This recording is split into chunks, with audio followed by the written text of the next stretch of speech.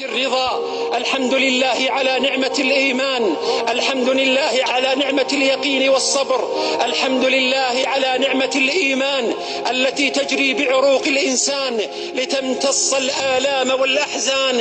فالحمد لله، ورضينا بقضاء الله خيره وشره وحلوه ومره. فما من عبد تصيبه مصيبة فيقول إنا لله وإنا إليه راجعون، اللهم أجرني في مصيبتي واخلف لي خيرا منها، إلا آجره الله في مصيبته وأخلف له خيرا منها. فاللهم أجرنا، اللهم أجرنا في مصيبتنا وأخلف لنا خيرا منها.